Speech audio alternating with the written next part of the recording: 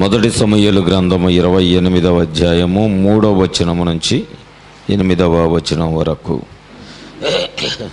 సమూయేలు మృతి పొందగా ఇజ్రాయేలు అతని గురించి విలాపము చేసి రామా అను అతని పట్టణములో అతని పాతిపెట్టి ఉండిరి. మరియు సౌలు కర్ణపిశాచము గలవారిని చెల్లంగి వారిని దేశములో నుండి వెళ్ళగొట్టి ఉండెను. ఫిలిష్తీయులు దండెత్తి వచ్చి షూనేములో దిగగా సౌలు ఇశ్రాయేలీలందరినీ సమకూర్చెను. వారు గిల్బోవలో దిగిరి. సౌలు ఫిలిష్తీయుల దండును చూచి మనస్సునందు భయకంపము నొంది యెహోవా యొద్ద విచారణ చేయగా, యెహోవా స్వప్నము ద్వారానైనను ఊరీము ద్వారానైనను ప్రవక్తల ద్వారానైనను ఏమియూ సెలవియ్యకుండెను. అప్పుడు సౌలు, నా కొరకు మీరు కర్ణపిశాచము గల ఒక స్త్రీని కనుగొనుడి, నేను పోయి దాని చేత విచారణ చేతునని తన సేవకులకు ఆజ్ఞ ఇయ్యగా, వారు చిత్తము ఎన్గోరులో కర్ణపిశాచము గల ఒకతే ఉన్నదని అతనితో చెప్పిరి. కాబట్టి సౌలు మారువేషము ధరించి వేరు బట్టలు తొడుగుకొని 2 మనుషులను వెంటబెట్టుకొని పోయి రాత్రివేళ ఆ స్త్రీ యొద్దకు వచ్చి, కర్ణపిశాచము ద్వారా నాకు శకునము చెప్పి నాతో మాట్లాడుటకై నేను నీతో చెప్పిన వాని రప్పించుమని కోరగా. దేవుడి పరిశుద్ధ లేఖనాన్ని తన వెనుకల్లో దీవించి ఆశీర్వదించునుగాక. ఒక చిన్న కోరస్ మనం పాడుకుందాము, దేవుడిని మహింపరిచి మనం వాక్యంలోకి వెళదాము. మరి మధ్యలో ఖాళీ సీట్లు లేకుండా కాస్త ముందుకు వచ్చి కూర్చోండి, లేదా ఖాళీ కుర్చీలు తీసేసి మీ కుర్చీలు ముందుకు జరుపుకోండి. అలాగైనా చేయండి. వెనక వచ్చేవారు అప్పుడు వెనక కూర్చుంటారు కనుక అవకాశం ఉంటుంది. మనందరికి వచ్చిన పాటే మీ మైకిలోటి తిప్పుకోండి కాస్త. ప్రభువా, కేవలం ఒకసారి నన్ను జ్ఞాపకం చేసుకునుము, నన్ను అంగీకరించుమా అనేటటువంటి ఒక చక్కటి పాటను మనం పాడుకొని దేవుని నామాన్ని మహింపరుద్దాము. ఈరోజు వర్షం కారణంగా సమయానికే పెట్టాము, కానీ కొద్దిగా ఒక పావు గంట అటు ఇటు కనుక సమయాన్ని గమనించండి. అలాగే జరగబోయేటటువంటి ప్రతి ప్రార్థన కూడిక కొరకు మీరు ప్రార్థన చేయండి. మీ ప్రార్థన నాకు చాలా అవసరం కనుక మీరు చేస్తున్న ప్రతి ప్రార్థన దేవుడు నెరవేరుస్తాడని మీరు నమ్మండి. ఆమేన్. హల్లెలూయా. ఏం జరుగుతుంది?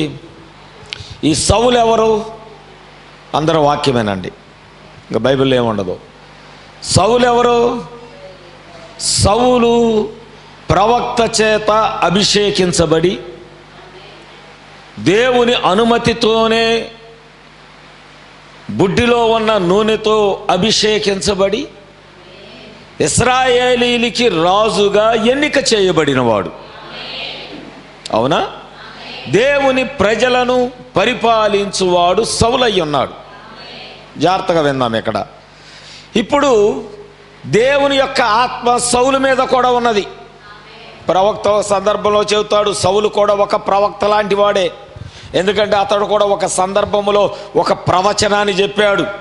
అంటే దేవుని యొక్క అభిషేకము అతన్ని దేవుని ఆత్మతో నింపటమే కాదు, మరి ప్రతి విషయములో అతడు యుద్ధం చేయాలనుకున్నా, ఏ పని చేయాలనుకున్నా ఎల్లప్పుడూ కూడా తన దగ్గర ఉన్నటువంటి ప్రవక్త అయిన సమూయేలు దగ్గరికి వచ్చి దేవుని చిత్తాన్ని తెలుసుకొని దాని ప్రకారం చేయువాడే సౌలై ఉన్నాడు. ఆమేన్. దేవుని చిత్తమును తెలుసుకొని దాని ప్రకారం చేయువాడే సౌలై ఉన్నాడు. కానీ ఇక్కడ మనం చూస్తున్నాము, సమూయేలు మృతి చెందినప్పుడు మనం కింద చదువుకుంటే 6వ వచనంలోకి వెళ్తే, యెహోవా యొద్ద విచారణ చేయగా. ఎందుకు యెహోవా యొద్ద విచారణ చేయాల్సి వచ్చింది? జాగ్రత్తగా వినండి ఈ మాటలు. దేవుని యొక్క ఆత్మ నీతో ఉన్నంత కాలము, దేవుని అభిషేకము నీకు ఇక్కడ ఉన్న వాళ్ళకు ఒక్కొక్కరికి ఒక్కొక్క అభిషేకం ఉంటుంది. ఆమేన్. ఒక్కొక్కరికి ఒక్కొక్క పిలుపు ఉంటుంది, ఒక్కొక్కరికి ఒక్కొక్క ఆత్మ యొక్క ప్రత్యక్షత ఉంటుంది. ఆమేన్. ఒక్కొక్కరికి ఒక్కొక్క వరాన్ని దేవుడు కలగజేస్తాడు. ఆమేన్, హల్లెలూయా. ఒకవేళ నువ్వు దాన్ని గుర్తిస్తే నీకివ్వబడిన పిలుపు ప్రకారము, నీకివ్వబడిన అభిషేకం ప్రకారము నువ్వు జీవించాలి. ఆమేన్. నువ్వు అలా జీవించలేకపోతే ఒక సమయం వచ్చినప్పుడు ఏమైందో తెలుసా? దేవుడు నీకిచ్చినటువంటి ఆత్మను నీ మీద నుంచి తొలగిస్తాడు. జాగ్రత్తగా విందాం. నీకివ్వబడిన అభిషేకాన్ని కూడా దేవుడు తొలగిస్తాడు. నీకివ్వబడిన వరాలను కూడా ఆయన తొలగిస్తాడు. నీకివ్వబడిన ధన్యతను కూడా దేవుడు తీసివేస్తాడు. ఎందుకొరకు తీసివేస్తాడు? ఎందుకొరకు తీయాల్సి వచ్చింది అంటే, సౌలు నిజంగా ప్రవక్త అయిన సమూయేలు చేత అభిషేకించబడిన వాడే. ఆమేన్. కానీ దావీదు విషయంలో తన హృదయాన్ని చెడగొట్టుకున్నాడు. మీకు నేను 18వ అధ్యాయంలో దయచేసి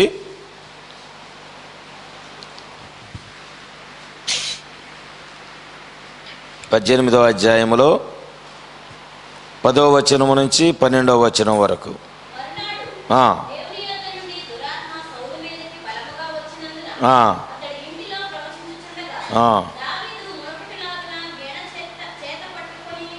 వాయించెను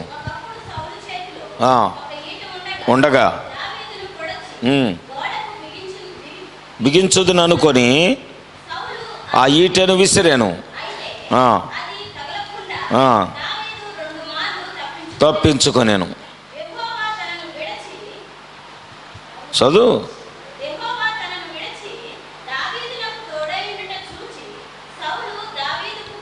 చాలు, దేవునికి స్తోత్రము. ఎందుకు సౌలు మీదకి దురాత్మ రావటానికి దేవుడు అనుమతించాడు? జాగ్రత్తగా పట్టుకోండి. ప్రార్థన చేసే వాళ్ళ మీద కూడా వస్తాయి దురాత్మలు. ఇప్పుడు చెబుతారు చూడండి. సంఘములో ఈ సౌలు లాంటి స్వభావం కలిగిన వాళ్ళు చాలామంది ఉంటారు. ఎవరో తెలుసా? ఒకళ్ళని పొగిడితే ఓర్చుకోలేని వాళ్ళు. సంఘములో ఒకళ్ళని పొగిడితే ఓర్చుకోలేని స్వభావము ఎవరిదంటే సౌలుది. ఈరోజు బ్రదర్ బాగా పాడాడంటే చాలు మిగిలిన వాళ్ళకే. ఈరోజు సౌమ్య బాగా పాడింది మంచిగా అనగానే ఈ బచ్చా బ్యాచ్కి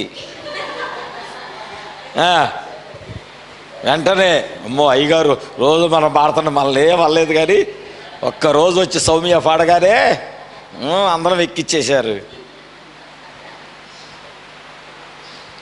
సౌలు కుమార్తెలాగా ఉండొద్దు. ఈరోజు బ్రదర్ మంచి వాక్యం చెప్పాడు అని అంటే మన చెప్పినోడు బాగా చెప్పలేదనే అంటే ఏమవుతుంది ఇక్కడ?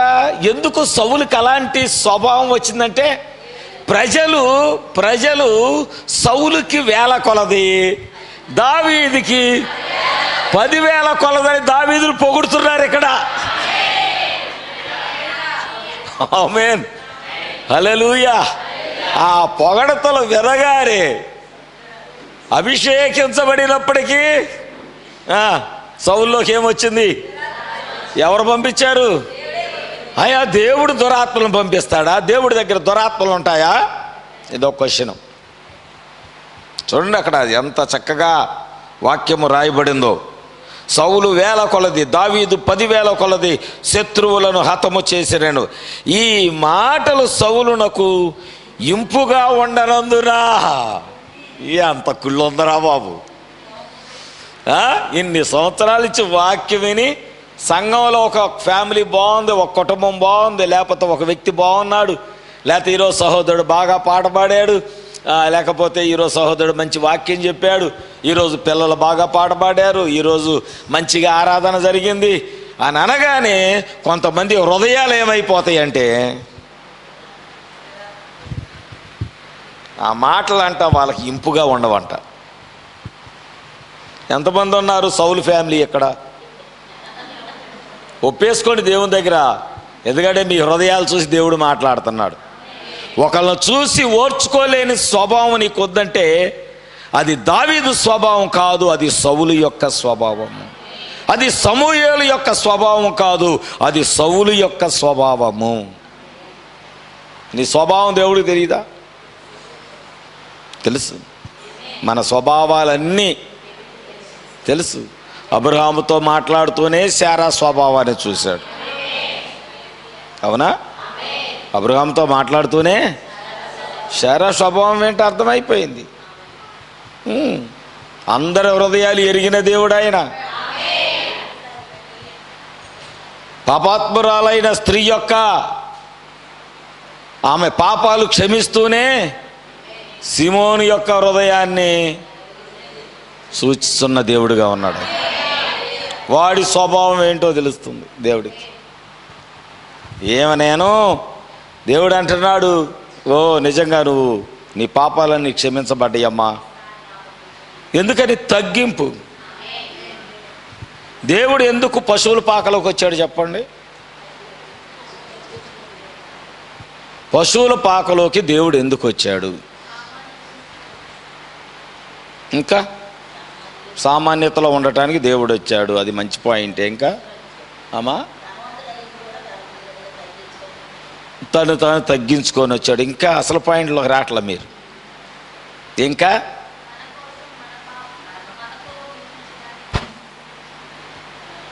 సరే చెప్తాను వినండి. సరే నేను చెప్తా వినండి. ఇప్పుడు బాగా తాటాకిల్లు అండి మీది. బాగా ధనవంతుడు ఉన్నాడు ఈ ఊర్లో, లేకపోతే మన సీఎం గారు ఉన్నారు. ఆయన మీ ఇంటికి రమ్మంటే వస్తాడా? రాడు. లేదు ఎంఆర్ఓని రమ్మంటే వస్తాడా?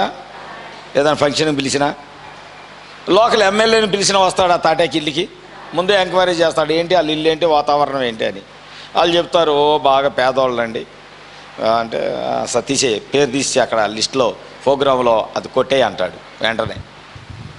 దేవుడు ఎందుకొరకు పశువుల పాకలోకి వచ్చాడు అంటే, ఎందుకు ఆ స్థితిలోకి వచ్చాడంటే, ఎంత గొప్పవాడైనా దేవుని కొరకు తను తగ్గించుకొని అక్కడికి రావాలని దేవుడు వచ్చాడు అక్కడికి. ఆమె నువ్వు దేవుని దగ్గరికి రావాలంటే నీ గర్వం విడిచిపెట్టి రావాలి, నీ హోదాని విడిచిపెట్టి రావాలి, నీ బలగాన్ని విడిచిపెట్టి రావాలి, నేను గొప్పవాడిని అందరికంటే అనే ఆ స్వభావాన్ని విడిచిపెట్టి రావాలి. ఎందుకంటే ఆయన ఉంది అక్కడ. ఏ మానవుడు నివసించలేని స్థలములో ఆయన ఉన్నాడు. ఆమేన్. దేవుడు ఏం చేశాడంటే, అందుకనే ఎవడైనా తను తగ్గించుకొని వస్తే తప్ప గొర్రెల కాపర్లు వచ్చిన స్థలములోకే ప్రపంచంలో ఉన్న జ్ఞానులు కూడా వచ్చారు. ఆమేన్. ఎందుకంటే ఆయన సన్నిధి అక్కడ. బ్లింక్ అంటాను చూడనా, ఈ తీసేయి చూడండి, జాగ్రత్తగా గమనించండి. దేవుడు తను తగ్గించుకొని అక్కడ రావడానికి కారణం ఏంటంటే, మనము తగ్గి ఆయన యొద్దకి రావాలని. మనం దేవుని గొప్పతనం చెప్తున్నాం. ఆయన తగ్గించుకొని వచ్చాడు, ఆయన లోబడి వచ్చాడు, ధనవంతుడై దరిద్రుడిగా వచ్చాడు, గొప్పవాడై పేదవాడుగా వచ్చాడు, సృష్టికర్త అయి పశువుల పాకలోకి వచ్చాడు. మరి నువ్వు ఇప్పుడు నీ గురించి చెప్పు, అదే పోలికలో నీ గురించి చెప్పు. ఏం తగ్గించుకున్నావు? దేవుని దగ్గర నువ్వు ఏదైనా తగ్గించుకున్నావా? ఇంతవరకు పొగర తగ్గల, కోపం తగ్గల, అహంకారం తగ్గల, ఈర్ష్య తగ్గల, ఇగో నేను అనే ఆ స్వభావం తగ్గల. ఇంకా చెప్పండి. ఇంకా లోక సంబంధమైన అలంకరణ తగ్గల. అందరికీ నేను యువరాణిలా కనపడాలి. ఆయనను ఆ మురికి గుడ్డలతో చుట్టబడి ఉన్నాడు. నువ్వెప్పుడు వస్తావు అక్కడికి? నువ్వెప్పుడు వస్తావు దేవుని దగ్గరికి ఆ స్థితిలో? అయ్యి రావయ్య గారు, నేనైతే దేవునికి చెబుతా, ప్రభా యేసే మృగము యొక్క ముద్ర. నేనే చెప్తా దేవుడికి, సంఘములో ఎవరైతే వాక్యము విని కూడా సరి అయిన స్వభావం కలిగి లేరో, ఇవాళ నుంచి నేను ప్రార్థన చేస్తా, మృగము యొక్క ముద్ర వేసే ప్రభు వాళ్ళకని. ఎందుకు మారగాడికి నెత్తి మీదకు బాంబు వచ్చి పడేదాకా మారణం అంటే ఇంకెప్పుడు మారుతావు నువ్వు? చచ్చిపోయాక అవకాశం లేదు, చనిపోయాక మారే లేదు. ఎప్పుడు దేవుని వెంబడిస్తావు? పరిచర్య అంటే వెంబడించలేవు, సేవకుని వెంబడించలేవు, ఎక్కడన్నా ప్రార్థన అంటే వెంబడించలేరు ఈ సంఘము, ఎక్కడన్నా కుటుంబ ఆరాధన అంటే ఆసక్తి ఉండదు. ఛార్జీకి డబ్బులు అయిపోతాయి, ఆటో ఇచ్చి డబ్బులు అయిపోతాయి, పాస్టర్ గారు ఆటో పెడితే కనుక అందరూ వస్తారు. నాకు వచ్చే సందా డబ్బులన్నీ ఆటో డబ్బులు పెడితే కనుక అప్పుడు కదులుతారు. దేవుని కొరకు రూపాయి ఖర్చు పెట్టలేము. వాహనాలు ఉన్నాయి, 100 రూపాయలు ఆయిల్ కొట్టించుకుంటే భార్యాభర్తలు కుటుంబం అంతా రావచ్చు. ఏమండి అంటే మొదట ఏమో దేవుడు ఎక్కడ ఏ వాక్యం చెబుతాడో. పోయిన ఆదివారం సాయంకాలము మునగబోడులో వాక్యం జరిగింది. ఎంతమంది వచ్చారు? వచ్చిన వాళ్ళు చేయేస్తాను గట్టిగా పైకి వచ్చారు. ఏదైనా వాక్యం దొరికిందా మీకు? వచ్చిన వాళ్ళు దొరికిందా? ఎన్నడూ వినని దొరికిందా లేదా? దేవుడు మరి ఎప్పుడు మాట్లాడతాడో తెలియదు ఆ విషయాలేక. అప్పటికి నువ్వు బతుకుంటావో చచ్చిపోయి ఉంటావో తెలియదు. ఆ మర్మం తెలియకపోతే నువ్వు చనిపోయిన తర్వాత దేవుని దగ్గరికి ఎలా వెళ్తావో ఆ మార్గము, ఆ రూటు, ఆ రోడ్డు తెలియకపోతే చచ్చిపోయాక కూడా కన్ఫ్యూజ్ అవుతావు. నువ్వు ఎట్టెళ్ళాలి ఇప్పుడు దేవుని దగ్గరికి, ఎట్టెళ్ళాలి? ఎందుకంటే ఆ వాక్యం వినటానికి నువ్వు రాలేదు, ఆ వర్తమానం వినటానికి నీ సమయం చాలలేదు. ఎప్పుడు ఇల్లు ఒక విగ్రహం అయిపోయింది, నీకు ఇల్లే ఒక దెయ్యం అయిపోయింది, నీ గేదెలు ఒక దెయ్యం అయిపోయింది, నీ వ్యాపారం నీకు ఒక దెయ్యం అయిపోయింది, నీ సంసారం నీకు ఒక దెయ్యం అయిపోయింది. అమ్మో ఇల్లుని విడిచిపెడితే పిల్లలు ఏమైపోతారు, అదొక దెయ్యం అయిపోయింది. మా మేనమామ ఒకడు ఉండేవాడు, బాత్రూమ్కి వెళ్ళి ఆ చెంబు బయట ఉందని ప్రార్థనకు రాడు ఆయన. ఇదివరకు చెంబులు తీసుకొని బయటికి వెళ్ళేవాళ్ళు కదా, అంటే ఈ ప్రార్థనకు వస్తే ఆ చెంబు ఎవరైనా తీసుకెళ్తారేమోనని. ఇంట్లో పెట్టి రావచ్చుగా, అది ఇంట్లో పెట్టకూడదంట. పొయ్యి దగ్గర ఉన్న మసి కొట్ట ఎవరైనా తీసుకెళ్తారని ప్రార్థనకు వచ్చేవాడు కాదు. నాకు తెలిసి ఈరోజు ఆయన నరకంలోనే ఉండి ఉంటాడు ఖచ్చితంగా, 100%. నీ ఇల్లు నీకు విగ్రహమైనా, నీ పిల్లలు నీకు విగ్రహమైనా, నీ భర్త నీకు విగ్రహమైనా, నీ కుటుంబం నీకు విగ్రహమైనా, నీ గేదెలు, నీ వ్యాపారం, నీ ఆటో, నీ ట్రాక్టరు, నీ పనులు, లేకపోతే నీ బాధ్యతలు నీకు విగ్రహం అయితే నువ్వు దేవుని ఇంటిలో ఉండటానికి నీకు అర్హత నువ్వు కోల్పోయినట్లే. నీకు తెలుసు ఒక రోజున ఇవన్నీ విడిచిపెట్టి వెళ్ళిపోవాలని, అవునా? సంపాదించుకున్నది ఏది నీతో రాదు. ఓ 10 లక్షలు వడ్డీలకి ఇచ్చావనుకో, చచ్చిపోయిన తర్వాత ఆ నోట్లు ఎవడు మేం కాదు రాసిందంటే అయిపోయింది నీ పని. అవన్నీ దొంగ సంతకాలు, మాకేం సంబంధం లేదంటే ఆ డబ్బులన్నీ నేల పోలే, ప్రజల పోలే. మరి ఏం సంపాదించుకున్న దానికోసం ప్రార్థనలు మాని, ఆ డబ్బులు సంపాదించుకోవాలి, ప్రార్థనలు మానితే ఉన్నదే పోయింది. ఆదివారం ఈరోజు నాటండి, ఆదివారం అందుకే రాలేదు. పంట చేతికి వచ్చిద్దా? పోయినాయి అన్నీ, వరదొచ్చి అన్నీ తీసి. మరి ఆ రోజు వాక్యం పోయిందిగా, నిత్యజీవం పోయిందిగా. అంటే ఏంటంటే మనం ప్రార్థన చేస్తున్నప్పటికీ ఒక విషయము నీ హృదయాన్ని చెడగొట్టగానే దేవుని ఆత్మ నిన్ను విడిచిపెట్టి వెళ్ళిపోతుంది. దేవుని అభిషేకం నిన్ను విడవగానే మొదట నీ మీదకి వచ్చేది ఏంటంటే దురాత్మే. దేవుని స్తోత్రం, హల్లెలూయా, హల్లెలూయా. నిజంగా చాలామంది వాక్యము తెలిసినప్పటికి కూడా దేవునితో నడవటానికి ఇష్టపడని ప్రజలే ఎక్కువ ఉన్నారు. నేను అప్పుడప్పుడు ఆలస్యంగా కొద్దిగా వెనక వస్తూ ఉంటే సంఘంలో కనపడతా ఉంటే వెనకాల ఎంతెంత కటింగ్ అయిపోయి అక్కడి నుంచి ఏడ్చుకుంటూ వస్తా, ఇలా బుద్ధులు పాడుగాను అని. మందిరానికి వచ్చేటప్పుడైనా సరైన వస్త్రధారణతో నువ్వు రాలేకపోతే మందిరానికి వచ్చేటప్పటికైనా ఒక పరిశుద్ధమైన వస్త్రధారణతో, పరిశుద్ధమైన మనసుతో దేవుని మందిరానికి రాలేకపోతే నీ ఇంటిలో నీ మీద, నీ బిడ్డల మీద, నీ భర్త మీద, నీ మీద దురాత్మలు ఉండక దేవుని ఆత్మ ఎలా ఉంటుంది? ఇది నాకు అర్థం కాలేదు అస్సలు. మరునాడు దేవుని యొద్ద నుండి దురాత్మ సౌలు మీదకి బలముగా వచ్చినందున. రెండవది, దేవుని ఆత్మ ఎప్పుడైతే నిన్ను విడిచిపెట్టిద్దో నీవు ఇతరులకు ముళ్ళుగా తయారవుతావు. గుర్తుపెట్టుకోండి, దేవుని ఆత్మ నిన్ను విడిచిపెట్టిన వెంటనే నువ్వు ఇతరులకు ఒక ముళ్ళు.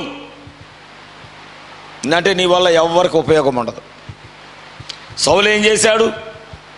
దావీదు వీణ వాయిస్తుంటే ఈట తీసుకొని దావీదును చంపటానికి తన చేతిలో ఒక విల్లును తీసుకొని, ఎందుకంటే సౌలు మీద దురాత్మ ఉంది, దేవుని యొద్ద నుంచి పంపబడిన దురాత్మ ఉంది. అందుకని ఇప్పుడు దేవుని ఆత్మతో నింపబడి ప్రజలను ఏలువాడు ఏమయ్యాడంటే దావీదును చంపేవాడయ్యాడు.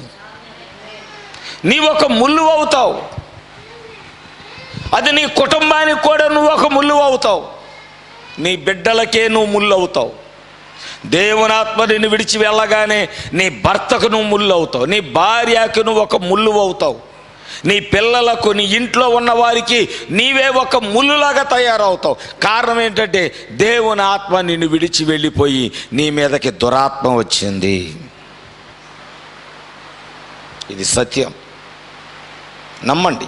ఎందుకంటే వాక్యములో ఈరోజు మనకు కనబడతా ఉంది. దేవుని ఆత్మ మనల్ని విడిచిపెట్టగానే, దేవుని ఆత్మ మనల్ని విడవగానే, అందుకని ఇక్కడ మనం చూస్తున్నామండి, ఎప్పుడైతే 28వ అధ్యాయంలో ఇక్కడ ఒక మాట చదువుతాం, 3వ వచనం నుంచి. సమూయేలు మృతి నొందగా ఇశ్రాయేలీలు అతని గురించి విలాపము చేసి రామాను అతని పట్టణంలో అతను పాతిపెట్టి ఉండేది.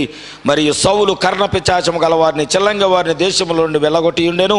ఫిలిష్తీయులు దండెత్తి వచ్చి షూనేమిలో దిగగా సౌలు ఇశ్రాయేలీలందరినీ సమకూర్చెను. వారు గిల్బోవలో దిగిరి. సౌలు ఫిలిష్తీయుల దండును చూచి మనస్సునందు భయకంపమునుంది. దేవుని ఆత్మ నిన్ను విడవగానే మూడవది, శత్రువుని ఇంట్లోకి వస్తాడు. ఫిలిష్తీయుడు ఇజ్రాయేల్ దేశంలోకి ఎలా రాగలిగాడు? చుట్టూ సైన్యం లేదా? మన పులకనామాలో ఏం జరిగింది? కాశ్మీర్లో శత్రువులు వచ్చి మన భారతీయులను కాల్చి చంపారు. సెక్యూరిటీ ఏది? పోలీసులేరి? ప్రపంచమంతా అదే ప్రశ్న వేస్తుంది. అన్ని గంటలు వాళ్ళు అక్కడ ఉండగా కనీసము ఒక పోలీస్ పికెట్ కూడా అక్కడ కనపడలేదు అని మీడియా అంతా మాట్లాడుతూ ఉంది. ఇప్పుడు ఇక్కడ సౌలు దేవుని ప్రజలను పరిపాలన చేయవాడు తన దృష్టి అంతా దావీదు మీద పెట్టాడు కాబట్టి శత్రువులు చిట్లో కూర్చున్నారు. చూసావా? నీ హృదయం చెడిపోయి దేవుని మీద నుంచి లేకగానే తీసివేసేవనుకో, ఎప్పుడు ఇతరుల గురించి, ఇతరుల దాన్ని ఏమంటారు ఎదుగుదల గురించి, ఇతరులను మెచ్చుకుంటుంటే వారి గురించి ఈర్ష్య స్వభావాలు కలిగి ఉండగానే, చూడండి ఇశ్రాయేలీలు మధ్యలోకి వచ్చారు. ఫిలిష్తీయులు వాళ్ళు దాన్ని ఏమంటారు బోర్డర్లో లేరు. శత్రువులు ఇశ్రాయేలు రాజ్యములో మధ్యలోకి వచ్చి కూర్చున్నారు. అక్కడ దాకా వచ్చేదాకా సౌలా నువ్వేం చేస్తున్నావు? నా కాన్సన్ట్రేషన్ అంతా, నా టార్గెట్ అంతా దావీదు మీద పెట్టాను. నేను ఒకటే చెప్తా సంగమా, నీ భక్తిని బట్టి నువ్వు పరలోకం వెళ్తావు, కానీ ఒక వ్యక్తిని బట్టి నువ్వు పరలోకం వెళ్ళలేవు. నీ విశ్వాసాన్ని బట్టి, నీ భక్తిని బట్టి నువ్వు పరలోకం వెళ్తావు. సంఘములో ఎవరైనా భక్తి పరులుంటే వాళ్ళని బట్టి నువ్వు పరలోకము వెళ్ళలేవు. అందుకనే నీ భక్తి నువ్వు కట్టుకోవాలి. ఈ రోజు నుంచి అయినా కనీసము మీ మైండ్ సెట్ మార్చుకోండి. ఒకరి గురించి అవసరం లేదు, నేను నా కుటుంబాన్ని కట్టుకోవాలి. నేను నా కుటుంబము దేవునితో నడవాలి, నేను నా ఇంటి వారు దేవుణ్ణి సేవించాలి. ఆమేన్. ఈ స్వభావం నీకు రావాలి, ఈ ఆలోచన నీకు రావాలి. అలా రాకపోతే శత్రువు వచ్చి ఇంట్లో కూర్చుంటాడు. దేవుని అభిషేకం పొందినటువంటి దావీదు మీద సౌలు ఎప్పుడైతే తన గురిని నిలిపాడో, తన టార్గెట్ ఎప్పుడైతే దావీదు అయ్యాడో, దేవుడు ఏం చేశాడు? సౌలు మీదకి దురాత్మ వచ్చింది, నా ఈ రాజ్యంలోకి శత్రువు వచ్చాడు. నీ భక్తి నీకు ధైర్యము పుట్టింపదా? నీ యథార్థ నిరపరాధి అయిన వాడు ఎప్పుడైనా. చూడండి, దేవుడు తన మాటను ఎన్నడూ కూడా తొలగించడు. ఆమేన్. దేవుడు తన వాక్యాన్ని ఎప్పుడు తీసేసుకోడు. ఆయన ఎప్పుడు వాక్యాన్ని నెరవేర్చుకునేవాడు. నేను చాలాసార్లు చెబుతా, ఎవరైనా మీ మీదకు నోరెత్తితే మీరు నోరెత్తబాకండి, ప్రభువు చూసుకుంటాడు. నేను ఎప్పుడు అదే చెప్తాను. నేను ఎవరో మిమ్మల్ని దూషించారని మీరు దూషించాల్సిన అవసరం లేదు, ప్రభువు చూసుకుంటాడు. మీ మీదకి ఎవరో బాణం ఎత్తారని మీరు తిరిగి బాణం ఎత్తాల్సిన అవసరత లేదు, దేవుడు చూసుకుంటాడు. సౌలు దావీదు మీదకి బళ్ళి మెత్తాడు, సౌలు దేవుడు చూసుకుంటున్నాడు. వాడి మీదకి దురాత్మ తెప్పించాడు, రాజ్యంలోకి శత్రువులను తీసుకొచ్చి కూర్చోబెట్టాడు. ఫిలిష్తీయులకి ఎంత ధైర్యము! నువ్వు రాజు కదా, శత్రువు రాకుండా నువ్వు చర్య తీసుకోవాలి కదా. నీ ఇంటి యజమానుడు, నువ్వు ప్రార్థన చేసే వ్యక్తివి. నీ ఇంట్లోకి దురాత్మలు రాకుండా బాధ్యత నువ్వు తీసుకోవాలి. అలా తీసుకోకపోతే, ఎందుకంటే ఒక్కోసారి మనం చూస్తాం, నీకేదో ఎప్పుడో అవసరత, లేదా అయ్యగారు ఇట్లా అన్నారు చెప్పగా కొంతమంది వస్తూ ఉంటారు. అది కాదు భక్తి అంటే. నేను చెబితే రావటం కాదు, నీ హృదయంలో కలగాలి. ప్రార్థనకి వెళ్ళాలని అది మొదట నీ హృదయంలో కలగాలి.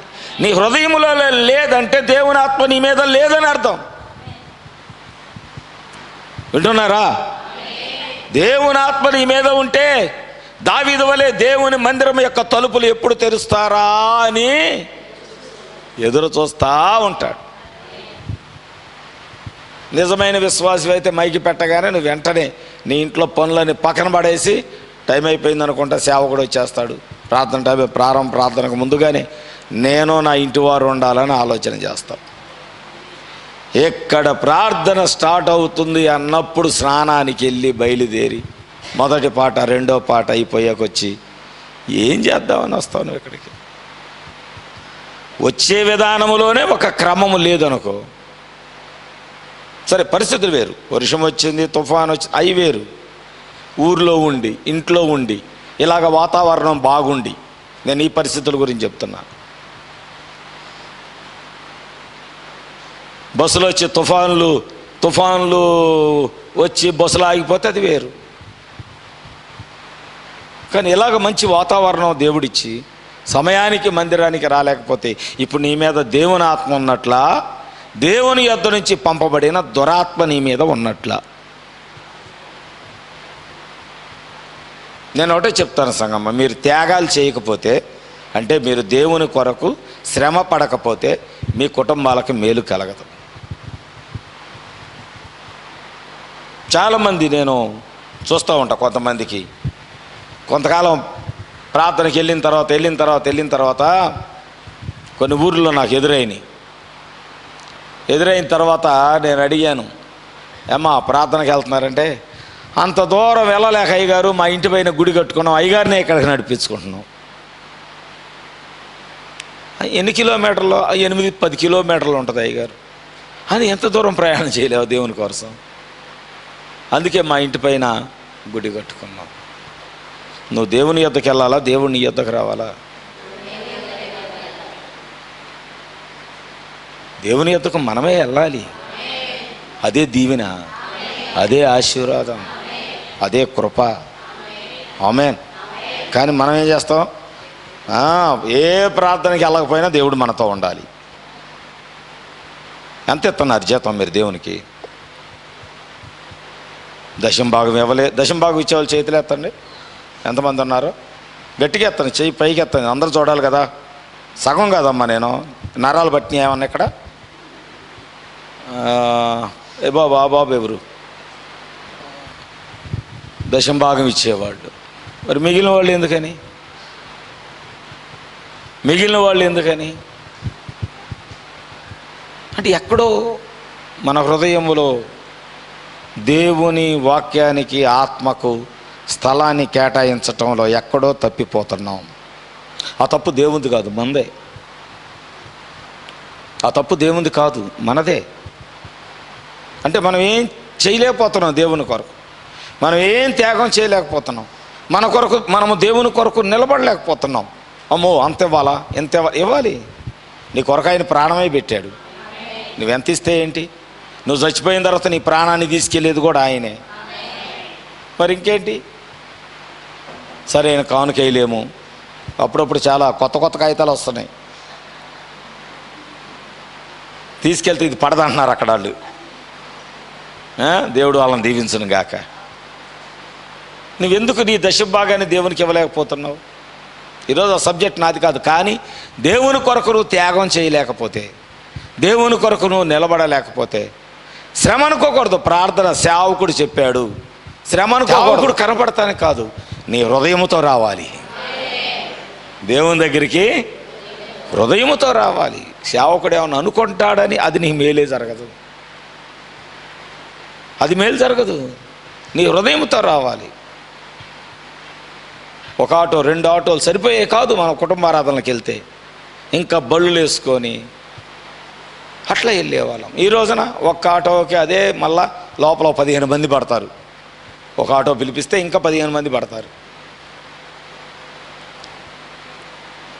చాలా విచారకరం, చాలా దుఃఖకరం. దేవుని కొరకు నువ్వు నిలబడలేకపోతే దేవుని ఆత్మకు బదులుగా నీ మీద దురాత్మ ఉంటుంది. నేను సౌలుతో చెప్తున్నా, సౌలా, దేవుని అభిషేకం పొందిన దేవుని బిడ్డ మీద నువ్వు ఎప్పుడైతే నీ బల్యమును ఎత్తావో, దేవుడు శత్రువులను తీసుకొచ్చి నీ ఇంట్లో పెట్టాడు. నువ్వు అది చూసుకోవడంలో తప్పిపోతున్నావు. Praise the Lord. బైబిల్ గ్రంథంలో మనం చూస్తాం, ఫరో అనేవాడు ఒకడు ఉన్నాడు. ఆమేన్. వాడు ఏం చేశాడు? ఎల్లప్పుడూ దేవుని బిడ్డల మీద కాన్సన్ట్రేషన్ చేశాడు. ఇశ్రాయేలీలను చంపాలి, వాళ్ళు దేవుని సంఘము, వాళ్ళు దేవుని చేత పిలవబడిన వారు, దేవుని చేత అభిషేకించబడిన వారు. ఆ ఇశ్రాయేలీలందరూ అబ్రహాముకి వాగ్దానం చేసిన వాగ్దాన సంతానమే. ఆమేన్. కానీ ఫరో అనేవాడికి ఎవరి మీద గురిపడింది టార్గెట్? ఇశ్రాయేలీలను చంపాలి, వాళ్ళందరూ నాశనం చేయాలి. ఈ స్థలములో నుంచి వాళ్ళు బయటికి వెళ్ళకూడదు. సౌలు స్వభావం. దావీదుని ఈ గదిలో నుంచి నేను బయటకు పంపకూడదు, ఎక్కడే చంపాలి. కానీ దేవుడు ఏం చేశాడు? వాళ్ళ రాజ్యం మధ్యలో మరణదూతను తీసుకొచ్చి నిలబెట్టాడు ఆయన. ఆమేన్, హల్లెలూయా. మరణదూత వచ్చి ఐగుప్తులో నిలబడి ప్రతి ఇంటిలో ఉన్న పెద్ద కుమారుడి యొక్క తల, పెద్ద కుమార్తె యొక్క తల,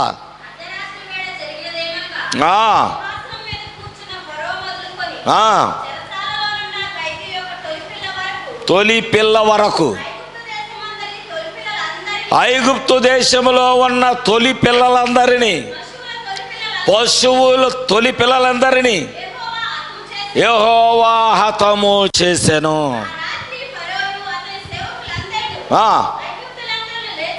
లేచినప్పుడు శవము లేని ఇల్లు ఒక్కటైనా.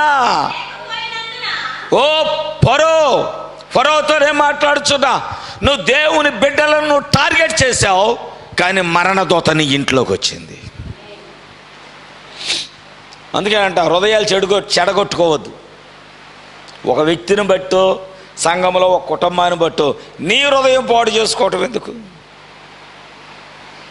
అవతలోడు బాగానే ఉంటాడు, కానీ పాడయ్యేది నీ హృదయం కదా. అది చూసుకోవే. ఆ కుళ్ళు, ఈర్ష్య, అసూయ, గర్వము, అది నీ హృదయంలోకి వచ్చిందంటే అది పురుగు తొలుస్తూ ఉంటుంది, నీ హృదయాన్ని తొలుస్తూ ఉంటుంది. అది అవసరమే ఉంది నీ జీవితానికి? దేవునితో నడు. నీ ముఖంలో సంతోషము, నీ జీవితంలో సంతోషము, నీ దుఃఖాన్ని తొలగించి సంతోష వస్త్రాన్ని కట్టే దేవుడు నీ కుటుంబంలో ఉన్నప్పుడు ఇంకా సంఘములో ఏ వ్యక్తి గురించి నువ్వు ఆలోచన చేయాల్సిన అవసరం లేదు. నా కుటుంబాన్ని నేను దేవునితో ఎలా కట్టుకోవాలి, ఈ ఒక్క ఆలోచన తప్ప మరొక ఆలోచన నీకు ఉండకూడదు. ఆమేన్. హల్లెలూయా, హల్లెలూయా, హల్లెలూయా. సంఘమా, మనం గమనిద్దాం. ఈ రోజున దేవుని యొక్క సంఘం మీదకి దుష్టుడు ఎప్పుడైతే తన మనసును పెట్టాడో, దేవుడు దుష్టుడి మీద మనసు పెట్టాడు. దావీదు మీద సౌలు ఎప్పుడైతే మనసు పెట్టాడో, సౌలు మీద దేవుడు మనసు పెట్టాడు. నీ శత్రువు మీద ఆయన మనసు పెట్టాడు అంటే ఇంకా శత్రువుకి టైము అయిపోయినట్లే. జాగ్రత్తగా గమనించండి. సౌలు ఏం చేశాడు? దేవుని ఆత్మ లేదు. ఇప్పుడు దేవుడు ప్రార్థన చేస్తున్నాడు. శత్రువులు వచ్చి కూర్చున్నారు కదా, అవునా? రాజ్యం మధ్యలోకి వచ్చి శత్రువులు వచ్చి కూర్చున్నారు కదా. ఇప్పుడు యుద్ధం ఎట్లా చెయ్యాలో చెప్పేవాడు లేడు. ప్రవక్త చనిపోయాడు, సమూయేలు చనిపోయాడు. సమూయేలు ఉంటే చెప్పేవాడు, సౌలా ఎలా యుద్ధం చేయి, దేవుడు నీకు జయమేస్తాడని దేవుని చిత్తాన్ని అడిగి చెప్పేవాడు. ఇప్పుడు దేవుని చిత్తం చెప్పేవాడు ఎవడో లేడు. అందుకనే 28వ అధ్యాయంలో మన ఎక్కడ యెహోవా యొద్ద విచారణ చేయగా, అంటే కలలు, దర్శనాల ద్వారా నిద్రపోయాడు. దేవుడేమో దర్శనం ఇస్తాడేమో ఈ యుద్ధం గురించి అని. దర్శనం రాలా. ఊరీము ద్వారానైనను ఏమియో సెలవీయకుండెను. జాగ్రత్తగా విన్నామండి. చూడండి, ఇక్కడ దేవుడు 3 మార్గాల ద్వారా ప్రజలతో మాట్లాడేవాడు, అంటే తన చిత్తాన్ని తెలియచేసేవాడు. ఒకటి దర్శనాల ద్వారా. రెండవది ఉరీము. ఏంటి ఉరీము తుమ్మీము? ఎక్కడుండేది? అహరోను, యాజకుడైన అహరోను ధరించిన ఎఫోదు మీద. వింటున్నారా? యాజకుని యొక్క వస్త్రం మీద ఉరీము, తుమ్మీము 3 ఉండేది. అహరోను చనిపోయిన తర్వాత మోషే ఏం చేశాడు? దాన్ని తీసుకొని వెళ్ళి ఒక కర్ర కట్టాడు, ఒక స్తంభానికి కట్టాడు, ఉరీము తుమ్మీము. అందుకనే దేవుడు దర్శనాల ద్వారా మాట్లాడకపోతే ప్రజలు వెళ్ళి ఆ ఉరీము తుమ్మీము దగ్గరికి వెళ్ళి ప్రార్థన చేసేవాళ్ళు, నేను యుద్ధానికి వెళ్ళొచ్చా వెళ్ళకూడదా. ఆ ఉరీము తుమ్మీములో 12 రంగురాళ్ళు ఉండేవి. 12 రంగురాళ్ళు ఉండే.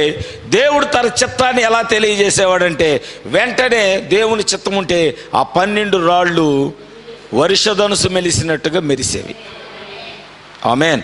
ఒక్కసారిగా 12 రాళ్ళు ఏమయ్యాయంటే వెలుగును ప్రకాశింపచేసాయి. అవి వెలుగును ప్రకాశింప చేయలేదంటే దేవుడు వాటి ద్వారా కూడా మాట్లాడలేదు. 2 అయిపోయినాయి. మూడవది ప్రవక్త చచ్చిపోయాడు. ఇప్పుడు ప్రవక్త లేడు. ఎవరు గతయ్యారు? ఇక నీ పీరు సాయిబే, సోజు చెప్పోళ్ళే. నీ ఇంట్లో ఏదో సమస్య వచ్చింది, వినడమ్మా. కొంతమంది ఉండే ఉంటారు ఇక్కడ, ప్రార్థన చేస్తారు, వాక్యం చేస్తారు. ప్రభా ఈరోజు నాతో మాట్లాడని తీయగానే ఒక వాక్యం వచ్చింది. రేపు ఈనాటికి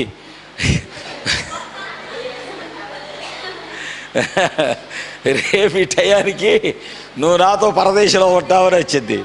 అమ్మో, ఈ వాక్యం నాకు కాదు. మళ్ళీ వెంటనే ఇంకొక వాక్యం తీస్తావు. నువ్వు నా మాట విననందున శ్రమలు, శాపాలు, కష్టాలన్నీ నేను నీ అమ్మో ఇది కూడా నాకు కాదు, అమ్మో దేవుడు మాట్లాడలేదని బైబిల్ మూసేస్తావు. అవునా? అదే మంచి వాక్యం వచ్చి పచ్చిక గల చోట్ల నేను నిన్ను పరుండ చేస్తాను, నిన్ను విడువరు. అమ్మ దేవుడు ఎంత మంచి వాక్యం ఇచ్చాడు. అది వాక్యం కాదా? ఇదేనా వాక్యము? అది వాక్యం కాదా? ఇదే కాదా వాక్యము? చూడండి, మన స్వభావం మంచి అయితే వాగ్దానం అయితే కావాలి, కానీ హెచ్చరిక అయితే అమ్మో, హెచ్చరిక అయితే వద్దండి. ఇంత హెచ్చరిక అయితే దేవుడి దగ్గరికి రావటం కూడా మాకు కష్టమేనండి. Praise the lord. దేవుడు వాక్యం ద్వారా మాట్లాడలేదు, ఉరీము ద్వారా దర్శనం ద్వారా మాట్లాడటం లేదు. ప్రవక్త దగ్గరికి వెళ్దామంటే ప్రవక్త చచ్చిపోయి ఉన్నాడు. ఇప్పుడు ఎవరు గతయ్యారు? ఎవరినైతే తన రాజ్యములో నుంచి బయటకు వెళ్ళగొట్టాడో దురాత్మ శక్తులు, ఒకప్పుడు నువ్వు వెళ్ళగొట్టావే, ప్రార్థన చేసాం, అయ్యా మన ఇంట్లో ఈ ఎర్రకాయలు ఉండకూడదు, నిమ్మకాయలు ఉండకూడదు, ఎర్రగొడ్డలు ఉండకూడదు, ముళ్ళకంప ఉండకూడదు. మనం ప్రార్థన చేసాం. ఫస్ట్ భక్తిలోకి వచ్చినప్పుడు నువ్వన్నీ చక్కగా దేవునికి వ్యతిరేకమైనవన్నీ, ఆ గుమ్మాలకున్న పసుపును తుడిచేసావు, ఆ బొట్లు తుడిచేసావు, ఆ తోరణాలు తీసేసావు. దేవుని పిల్లల తోరణాలు కట్టకూడదు, ఆ ఆకులు కట్టకూడదు, ఇవన్నీ నీకు తెలిసింది, వాక్యం తెలిసింది, అవన్నీ తీసావు కదా. ఇప్పుడు దేవుని దగ్గర నుంచి జవాబు రావట్లా, శ్రమ వచ్చి పడింది, దురాత్మలు ఇంట్లో తిరుగుతున్నాయి, చీకటి శక్తులు ఇంట్లోకి వచ్చాయి. నీకేం చేయాలి అర్థం కాక మళ్ళీ నీ మనసు ఎక్కడికి వెళ్ళింది? దేన్నైతే బయట పారేసావో, బుజ్జమా, దేన్నైతే నువ్వు బయటికి పారేసావో దాన్ని మళ్ళీ తీసుకొచ్చి ఈ ముళ్ళకంప ఉన్నప్పుడే బాగుంది, ఈ ఎర్రగొడ్డలో ఈ కొబ్బరికాయ కట్టినప్పుడే బాగుంది, ఈ నిమ్మకాయలు నెత్తికి తగులుతూ ఉంటే అప్పుడే బాగుంది. ఎంత విచారం అంటే, దేవుని సన్నిధికి వచ్చే బిడ్డలు ఇలా చేస్తే మీకు తెలుసా, అలా చేసే వాళ్ళకి దేవుడు స్పాట్ చాలా దగ్గరలో పెట్టాడు. చాలా అంటే చాలా దగ్గర. నీకు తెలియదు, సడన్గా అయిపోద్ది. ఏంటి సడన్గా? ఆ కారణాలు చెప్పరండి వాళ్ళు ఆ కారణం ఇలా, ఈ కారణాలు బట్టే ఇంట్లోకి మరణం వచ్చిందని వాళ్ళకి తెలియదు, ఈ కారణాలు బట్టే ఇంట్లోకి శత్రువు వచ్చాడని వాళ్ళకి తెలియదు, ఈ కారణాలు బట్టే దురాత్మ మాలోకి వచ్చిందని వాళ్ళకి తెలియదు. Praise the Lord. వాళ్ళ ఒక్క మాటతో తేల్చేస్తారు. చేస్తే ఏమైద్దండి? ఏమైద్ది? వెళ్తే ఏమైద్ది? చేస్తే ఏమైద్ది? ఏం కాదు. ఏమైద్ది? చెల్లంగ దాని దగ్గరికి వెళ్ళావు, ఏమైంది? సౌలు బయటకు వచ్చాడు. బయటకు వచ్చి అన్నాడు, సౌలా నువ్వు యుద్ధానికి వెళ్తే నువ్వు చేస్తావు, నీ కొడుకు చేస్తాడు అన్నాడు. ఒక్క మాటతో తేల్చేశాడు. అదేంటి సమూయేలు? అవును, నువ్వు రేపు రాత్రి ఈ టయానికి నువ్వు నాతో పాటు సమాధిలో ఉంటావు. దేవుని ఆత్మ వెళ్ళిపోయి దురాత్మ వచ్చింది. బయట ఉండే శత్రువు వచ్చి నడివొడ్లో ఉన్నాడు. Praise the Lord. హల్లెలూయా. రెండవది, విడిచిపెట్టి వదిలేసిన ఆ తాయెత్తులు, మంత్రాలు, ఆ పాతగొడ్డలు, ఇంకా రకరకాల లోక సంబంధమైన ఆచారాలన్నీ వదిలేసావే, మళ్ళా తీసుకొచ్చి పెట్టావు. ఒకసారి మనం బాగా ప్రార్థన చేస్తాం. బాగా ప్రార్థన చేసి ఏం చేస్తామంటే, పెళ్ళిళ్ళు రాగానే పెళ్లి కార్డుకి ఈ మూలెంత పసుపు, ఈ మూలెంత పసుపు, ఈ మూలెంత పసుపు, ఈ మూలెంత పసుపు, ఒక కార్డు తీసుకొస్తే కూరలో సరిపోద్ది ఆ పసుపు, అంత పసుపు రాసి తెస్తారు. ఇదెందుకు? అన్య ఆచారం కదా. అన్య ఆచారం అంటే ఆ ఫలితము వాళ్ళకప్పుడు కనబడదు. రాబో కాలంలో దానివల్ల ఒక శ్రమ వస్తుంది. అది వాళ్ళకి తెలియదు. ప్రార్థనే దేవుడే. నేను నందిగంలో కూడా చెప్పావు, సాక్ష్యం పంచుకున్నా. ఒక ఇల్లు నేను ప్రార్థన చేయటానికి వెళ్ళినప్పుడు, నేను ప్రార్థన చేసి యువతలు రాగానే వెనకాల బంధువులందరూ అన్యులు, పాస్టర్ గారు వెళ్ళిపోయారా, ఇక మన పని మనం చేద్దాం అని కొబ్బరికాయలు తీసుకొని వరుస పెట్టి కొట్టారు. నేను దుఃఖపడతా వచ్చా. యేసు ప్రభు గిరక ఆ యెరూషలేమును చూసి ఏడ్చుకుంటా వెళ్ళాడే, అలా ఏడ్చుకుంటా వచ్చా. ఎవరైతే ఆ మాట అన్నాడో అతను పడిపోయాడు. నేను ఏడ్చుకుంటా దుఃఖపడతా వచ్చా. ప్రభా ఇప్పుడు దా చేసింది ఏంటి? నేను సంఘంలో ఉన్న వాళ్ళందరికీ అదే చెప్తున్నాను. ఒకవేళ ప్రార్థన చేయించుకుంటే ప్రార్థనతోనే ఉండు. మరొకటి చేసే లెక్కైతే సేవకుడు పిలవద్దు నీ ఇంటికి. ఆమేన్. సేవకుడు వెళ్ళిపోగానే మరలా మన పని మనం చేసుకుందాం. ఆ గుడ్డ కట్టండి, ఆ కట్టండి, ఆ నవధాన్యాలు కట్టండి, ఇంకా ఆ బొట్లు పెట్టండి, వెనకాల ఇంకా ఎవరో వస్తారు, వాళ్ళ పేరెంట్స్, వాళ్ళ తల్లిదండ్రులు ఎవరో వస్తారు. ఆ పాస్టర్ గారు చేశారు, ఇది కూడా చేయాలి. మన పెద్దల ఆచారం ఎక్కడ పోద్ది, మన తాతల ఆచారం ఎక్కడ పోద్ది? ఆ రోజే దేవుని యొక్క సన్నిధి నుంచి ఒక దురాత్మాన్ని ఇంట్లోకి విడిచిపెట్టబడుతుంది.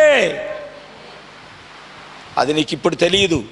నీ ఫలాలన్నీ దూరం అవుతాయే, నీకు వచ్చే ఆశీర్వాదాలన్నీ ఆగిపోతూ ఉంటాయే, నీ కుటుంబంలోకి ఒక శ్రమ వస్తుంది, నీ కుటుంబంలో ఒక శోధన, అప్పుడు కూడా తెలియదు నీకు.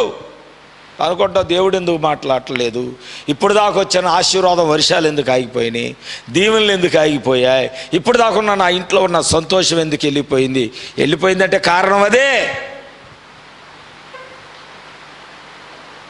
మొన్న అందుకే మీ అందరికీ చెప్తున్నా, ఈ దినాలు తద్దినాలు, అన్యుల యొక్క ఆచారాలు, నువ్వు క్రైస్తవుడుగా ఉంటే నిజంగా క్రైస్తవుడుగా ఉండలేకపోతే అన్యుడుగానే ఉండిపో, తప్పే ఉంది. పోతే నరకానికేగా పోయేది. అంతేనా ప్రభుదాస్ గారు? నువ్వు దేవునితో సరిగ్గా ఉండలేకపోతే అన్యుడిగా ఉండిపో. నీ కొరకు కూడా ఆల్రెడీ ప్లేస్ రెడీగానే ఉంది. అది కూడా పాతాళాన్ని సిద్ధపరచబడి ఉంది, నరకం సిద్ధపరచబడి ఉంది, ఆల్రెడీ సెక్యూరిటీ కూడా ఉంది వాటికి. మీరు బయటకు రాకుండా మంచి సెక్యూరిటీ పెట్టాడు దేవుడు. పాతాళకి వెళ్ళేవాళ్ళు, నరకానికి వెళ్ళేవాళ్ళు బయటకు రాకుండా కొన్ని దూతలను అక్కడ పెట్టాడు ఆయన. మీరు బయటకు రావడానికి అవకాశం ఉండదు. అక్కడ కూడా మీకు సేఫ్టీ ప్లేసే, బయట అటు ఇటు తిరగకుండా.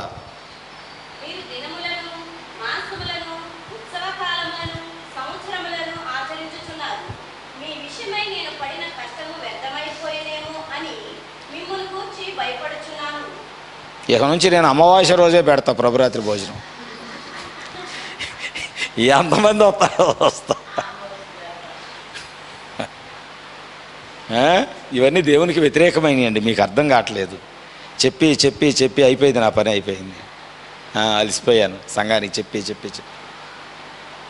నా ఎముకలు, నా నరాలు, నా కండరాలు అయిపోయింది, ఓపిక అయిపోయింది చెప్పి చెప్పి. ఇంకా మీరు దేవుని వాక్యం తెలుసుకోలేకపోతే, దేవుని చిత్తం ఏంటో తెలుసుకోలేకపోతే, ఇంకా మీ ప్రవర్తన విధానాన్ని మార్చుకోకపోతే, ఫరో అనుకున్నాడు వీళ్ళందరినీ చంపేయచ్చు, కానీ దేవుడు చూస్తున్నాడు ఫరోని. ఇంట్లోకి తీసుకొచ్చి మరణదూతను పెట్టాడు. ఫరో యొక్క పెద్ద కుమారుడు తల కూడా తీసివేయబడింది, మరణం వచ్చేసింది. రాజు మొదలుకొని చెరసాల్లో ఉన్నవాడి యొక్క పిల్లలందరూ, ప్రతి పిల్ల, ఊర్లో పుట్టిన పశువుల యొక్క మొదటి తొలిసూలి పిల్ల, అన్నిటికీ మరణం వచ్చింది. కానీ దేవుని బిడ్డలు దాటిపోయారు. ఆమేన్. మరలా టార్గెట్ ఏంటి? ఇశ్రాయేలీని చంపడమే రాజు యొక్క టార్గెట్. మరలా అనుకున్నాడు మరలా చంపాలని. సముద్రం తెరవబడింది, ఇశ్రాయేలీలు దాటిపోయారు, కానీ శత్రువు మునిగిపోయాడు. అందుకే దేవుడు అన్నాడు, నీ మీదకి లేచే ఏ ఆయుధము వర్ధిల్లదు. వాడు రాజు అయినా సరే, వాడు ఫరో అయినా సరే, వాడు సౌలు అయినా సరే, వాడు ఇంకా ఎవడైనా సరే. Praise the Lord. అందుకనే ప్రార్థన చేసే మీరు ఎంత ధైర్యంగా ఉండాలంటే, నా మీదకి దేవుడు ఒక బాణమును కూడా రానివ్వడు. ఈ ధైర్యం నీకు ఉన్నప్పుడు అప్పుడు దేవుడు నీతో నిలబడతాడు. అంతేగాని సమయం రాగానే మేము దేవుని బిడ్డలం కాదండి, మేము ప్రార్థనకి వెళ్ళమండి, దేవుడికి మా సంబంధం లేదండి అని ఎప్పుడైతే నీ నోటి వెంట ఆ సాక్ష్యం బయటకు వస్తుందో, ఆ రోజే నీ నుచ్చట మీద మృగము యొక్క ముద్ర వేయబడి దేవుని ఆత్మ నీ మీద నుంచి తొలగించబడిద్ది. ఎందుకంటే దావీదుని చంపడానికి ఆ ఒక్కసారే కాదు, అనేక సార్లు ప్రయత్నాలు చేశాడు. కానీ దావీదు ఎన్నడూ సౌలును చంపటానికి ప్రయత్నము చెయ్యలేదు. ఆమేన్. ఎన్నడూ అవకాశము దొరికినా సౌలును చంపటానికి, అది దేవుని ఆత్మ ఉన్న వ్యక్తుల యొక్క స్వభావం. మోషే కానీ ఇశ్రాయేలీలు కానీ ఎన్నడూ కూడా ఫరోను కానీ ఫరో సైన్యాన్ని కానీ చంపాలన్న ఉద్దేశం ఎన్నడూ వారికి రాలేదు. ప్రతి సమస్యకు వాళ్ళు దేవునికే మొరబెట్టారు. దావీదు ప్రతి స్థలములో దేవునికే మొరబెట్టాడు. ఆమేన్. ఆయన సౌలు తరుముతూ ఉంటే గుహల్లోకి వెళ్ళి ప్రార్థన చేశాడు, అయ్యా నేను ఎక్కడ దాక్కోవాలో తెలియట్లేదు, నా దాగుచోటు నీవే అయ్యుండు ప్రభువా అని ప్రార్థన చేసి. ఆమేన్. హల్లెలూయా. నా దాగు స్థలము నీవే అయ్యుండు. మీరు ఇంకా మీ విధానాలు మార్చుకోకపోతే, మీ స్వభావాలు మార్చుకోకపోతే, మీ ఉద్దేశాలు మార్చుకోకపోతే, నేను ప్రార్థన చేస్తున్నా, యుద్ధం రమ్మని చేద్దామా? యుద్ధం రమ్మని ప్రార్థన చేద్దామా?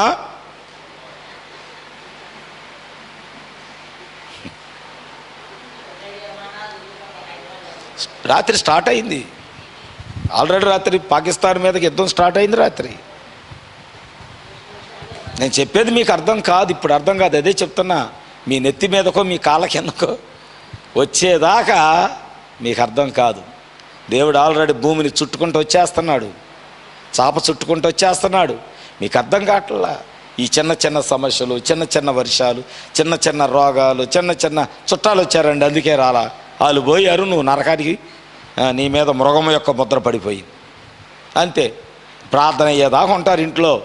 ప్రార్థన ఇక్కడ ఆమెను అనగానే వాళ్ళల్లో దురాత్మ వెళ్ళిపోయి, అమ్మ బయలుదేరతావు, చాలాసేపు అయిందిగా వచ్చి.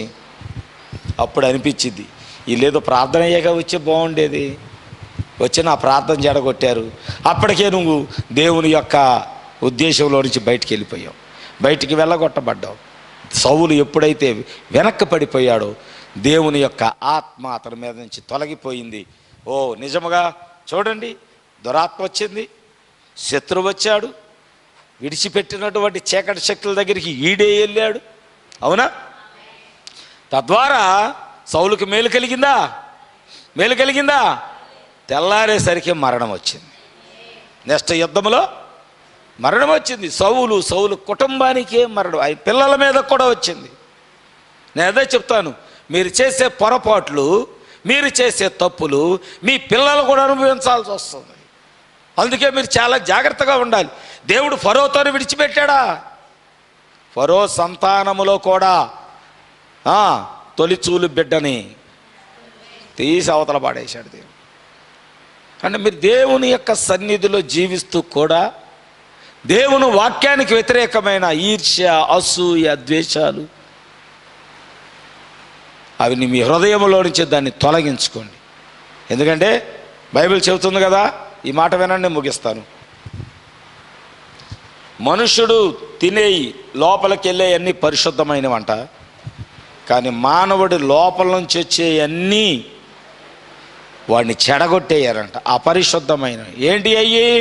కక్షలు, కార్పణ్యాలు, అసూయలు, ద్వేషాలు, మూఢత్వము, ఇవన్నీ అంట నీ హృదయాన్ని, నీ జీవితాన్ని చెడగొడతాయి అంట. నీ జీవితం చెడిపోతే చెడిపోయింది, ఇతరులను కూడా చెడగొడుతుంది ఆ స్వభావం. ఇతర కుటుంబాలను కూడా చెడగొడుతుంది. నువ్వు చెడితే చెడావు, మంచిగా ప్రార్థన చేసే కుటుంబాలను కూడా నువ్వే వెళ్ళి చెరిపేస్తూ ఉంటావు. ఈరోజు వర్షం వచ్చింది, అన్నం తినకుండా ఎవడని ఉంటాడని చెప్పండి నాకు. ఇంటికి వెళ్ళగానే బళ్ళు వేసుకొని రోడ్ల మీద మొక్కల కోసం పరిగెడతా ఉంటారు. ఇవాళ పలావ్ చేసుకోవాలని ఎంతమంది అనుకున్నారు? బిర్యానీ చేసుకోవాలని ఎంతమంది అనుకున్నారు? కోట, వేట, ఇంకా బీఫు ఎంతమంది తెచ్చుకోవాలనుకున్నారు? ప్రార్థన అవగానే నోట్లో మొక్క పడాలి. వర్షం వచ్చిందిగా, వద్దు ఇయ్యాల. వర్షం వచ్చింది వెళ్ళొద్దు అంటే ఊరుకుంటారా మీరు? దేవుని దగ్గర కూడా అలాంటి యథార్థమైన హృదయం. వరదలు వచ్చినా, ఏదొచ్చినా, ఉప్పెనొచ్చినా, ప్రభువా నేను నిన్ను వెంబడించటం మానను.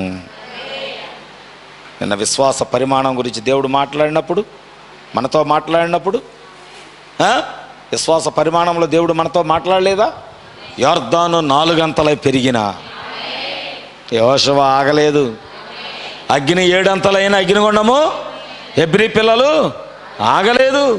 వారి విశ్వాస పరిమాణం ఎంత అంటే కొలత లేనంతగా. ఆమేన్. హల్లెలూయా, హల్లెలూయా. దావీదు తన జీవితంలో శ్రమలు, శోధనలు, కష్టాలు పరిగెడుతున్నారు. సౌలును తరుముతున్నాడు. రాజ్యాన్ని పరిపాలన చేయరా అంటే నా టార్గెట్ అంతా దావీదే అంటున్నాడు. ఈ కాలంలో సంఘశాఖల టార్గెట్ ఏంటంటే మన వర్తమానం. సంఘశాఖల యొక్క టార్గెట్ ఏంటంటే విలియం బ్రానం. ప్రవక్త ఈ కాలం యొక్క దావీదై ఉన్నాడు. నమ్ముతున్నారా? Praise the Lord. ఈ కాలం యొక్క దావీదు విలియం బ్రానం అయి ఉన్నాడు. అందుకే సంఘశాఖలో వాళ్ళు సంఘాన్ని వాక్యముతో బలపరుచుకోవటం మర్చిపోయి ఈ వర్తమానానికి వ్యతిరేకంగా మాట్లాడటం ప్రారంభించారు. వారికి తెలీదు ఆల్రెడీ సంఘశాఖల్లోకి మరణం వచ్చేసింది.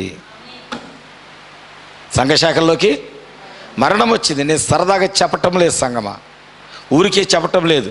నువ్వు ఇంటికి వెళ్ళి నీ ఇంట్లో మొత్తం దగ్గరికి వెళ్ళి ఒక్కసారి నీ ఇల్లంతా పరిశీలన చేయి. వెళ్ళటం తాళం తీయటమే. దేవునికి వ్యతిరేకమైంది ఏదన్నా ఉందా?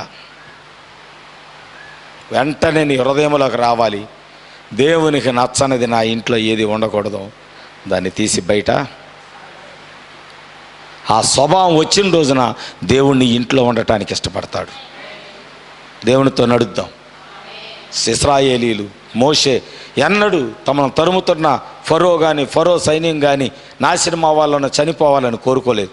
దావీదు తన తరుముతున్నప్పటికీ కూడా ఎన్నడూ కూడా సౌలు కుటుంబం నాశనం అవ్వాలని దావీదు కోరుకోలేదు. ఈరోజు మనం కూడా నీ మీదకి అనేక మంది లేగొచ్చు, అనేక మంది నీ మీద నిందలు వేయొచ్చు, అనేక మంది నీ మీదకి బల్యాలు ఎత్తొచ్చు, అనేక మంది నీ మీదకి ఈటలు లేపొచ్చు. ఆయనను వారి గురించి నువ్వు ప్రార్థన చేయాలే తప్ప వారు నశించాలని నువ్వు కోరుకోకూడదు. అది దేవుడు పెట్టిన మనస్సు, అది దేవుడిచ్చిన మనస్సు. లేదంటే ఇక మెట్టిలు ఇరిసి, ఇరిసి, ఎముకలు ఇరిసి, ఏళ్ళు ఇరిసి, కాళ్ళు ఇరిసి, మోకాళ్ళు ఇరిసి, వాళ్ళు అట్ట అవ్వాలి, వాళ్ళు ఎట్ట అవ్వాలి, వాళ్ళు అది అవ్వాలి, ఇది అవ్వాలి. ఇక దురాత్మకి దేవునాత్మకి తేడా ఏముంది? దేవుని పిల్లలకు దయ్యపు పిల్లలకు తేడా ఏముంది? అలా చేస్తే దావీదికి సౌలుకి తేడా ఏమీ లేదు. మరి నువ్వు వాక్యం తెలిసిన వ్యక్తివి, దేవుడంటే తెలిసిన వ్యక్తివి, ప్రార్థన అంటే తెలిసిన వ్యక్తివి. మరి నీ జీవితము, నీ ప్రవర్తన, నీ మాట, నీ స్వభావం ఎలా ఉంది? ఒకవేళ అలాంటి స్వభావం ఉండబట్టే నువ్వు చేసే ప్రార్థనలకు జవాబు రావటం లేదేమో. అలాంటి మనస్సు ఉండబట్టే సౌలు దావీదును పొగడగానే ఆ పొగడుతులు తన హృదయానికి ఇంపుగా అనిపించకపోవటాన్ని బట్టి ఇప్పుడు వీళ్ళ ఇంట్లో ఈ రాత్రి వీళ్ళ ఇంట్లో కుటుంబారాధన జరిగింది, భోజనం చేసాము, ఏం చెప్పలేదు. రెండో రోజు ఇంకొకరి ఇంట్లో కుటుంబారాధన జరిగింది, అక్కడ భోజనం చేస్తా అన్నాం, భలే ఉండయమ్మ వంటలని, ఏం కూడా ఇక్కడే ఉంది, అయిపోయింది. హృదయం ఏమయ్యింది? రాత్రి ఒక్కరు మాట్లాడలేదు మా ఇంట్లో అన్నం తిని, రాత్రి ఒక్కరు కూడా చెప్పలేదు. అంటే చెప్పలేనంత రుచి ఉందని చెప్పాలి వాళ్ళకి. ఎక్కడ చెప్పగలిగినంత రుచి ఉందమ్మా మీ ఇంట్లో? చెప్పలేనంత రుచి ఉంది. ఏం చెప్పాలి అర్థం కాక ఏం చెప్పలేదని చెప్పాలి. అర్థమైందా? అలా కవర్ చేసుకోవాలి. లేకపోతే అవతల వీళ్ళు బాధపడిపోయి సౌలులాగా ఇక్కడ పొగిడే మాటలు ఇంపుగా ఉండో. ఆ స్వభావాలు తొలగించుకుందాం, ఆ మనసును తీసేసుకుందాం, దేవునితో నడుద్దాం. అందుకే యెహోషువ అన్నాడు, ఎవరిటు పోయినా, ఎవరిని ఆరాధన చేసుకున్నా, ఎవరు ఎటు దూరమైనా, నేను నా ఇంటివారు యెహోవానే సేవించేదము. దేవుడి వాక్యాన్ని దీవించి ఆశీర్వదించును గాక.